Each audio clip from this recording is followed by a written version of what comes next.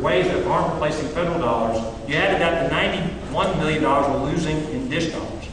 That gives you a starting point to some of the challenges we're going to be facing over the next couple of years. That doesn't include mandatory costs.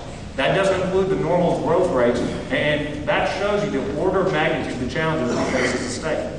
We know the challenges are real. I told you before, ignoring them is not an option. They become even more complicated next year, even larger the year after. But these challenges are also an opportunity to make government do more with less. This is an opportunity we must harness in this session to send the message that we're going to do what we need to protect Louisiana's future economic growth. In the upcoming session, we are committed to addressing our budget challenges, putting us in a good position to deal with next year's budget challenges in the following years. Our agenda to streamline government to protect Louisiana's future is focused on this goal. Our agenda works to streamline government functions in several ways, broken down into 5 specific initiatives. All these initiatives give us the tools we need to protect critical state services in healthcare and higher education, which are too often the targets of large cuts during times of declining revenues. First, we're going to work to implement higher education spending reforms through a new funding formula. The new formula must focus existing new dollars on performance. It must be more connected to the missions of our colleges and universities while recognizing the different program costs in different areas. The current funding formula incentivizes enrollment growth in general, often leads to duplication of services. Too often funds institutions simply based on an amount based on their peers, but there's little or any incentive to target resources to academic programs that produce graduates in critical shortage areas in the workforce, or to focus attention on research that will make our state more competitive in the global economy. There's been no funding incentive for institutions to move students to the graduation date on time so that more of our kids are graduating college rather than dropping out. There's not a sufficient mechanism within the funding formula to recognize the true cost of operating various academic programs, such as recruiting high-caliber faculty and purchasing equipment needed to operate successful programs. There's not a sufficient funding incentive for institutions to generate external research funding in sectors identified as economic development priorities, or to devote an appropriate amount of funding towards campus maintenance.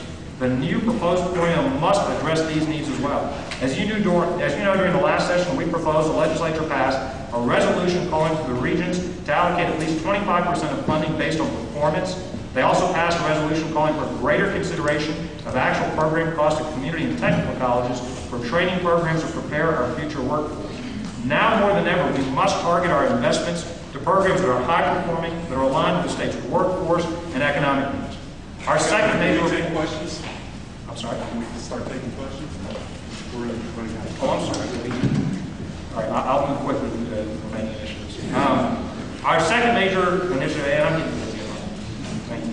Our second major reform initiative is forming a commission on streamlining government, and I'll move quickly. As you know, we need real, lasting reform. We don't need a group of people meeting for show or suggesting a report, writing a report that sits on a desk collecting dust. We want ready-to-go reforms that will quickly be turned into law. We want an up or down vote within 6 months by the Joint Committee on Governmental Affairs. Senator Jack Donahue is the lead author of the bill to create this commission. Third, we're working with legislators to streamline civil service, to implement civil service reforms, to streamline the number of government employees on the rolls by tying employees to their job performance, not simply encouraging them to achieve tenure. We've got 3 main focuses: getting rid of bumping, reducing the number of job classifications from 1,400. Third, making classified employees merit increases contingent on performance and reviews. As we continue to reform the government and tie funding to performance, employees should be no different. Representative Mike Danahay is the lead author of this civil service reform. Fourth, we're working to increase flexibility and accountability through 4 major fiscal reforms in this session.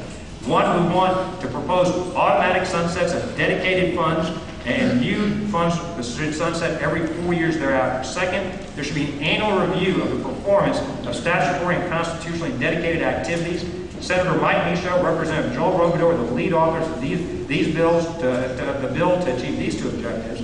Currently, third, when a deficit is projected, this Constitution only allows for dedications to be cut up to 5%. We're proposing to increase this limit to 10% to give us more flexibility. And fourth, right now those cuts have to be made over a 2-year period. We want to get rid of this limit to make it more flexible on a yearly basis. Senate President Joel Chasson and Representative John Schroeder are the lead authors of the bill focused on these 3rd and 4th objectives. Fifth and finally, in our streamlining government initiatives, we must work to reform the MFT education funding formula to make it accountable and transparent. Currently, the MFP gets additional money. It has additional costs associated with educating students living in poverty, those who need special education services, career and technical education. Because MFP is often viewed as a block grant, however, these targeted funds, there's no guarantee these targeted funds are used to benefit these targeted students.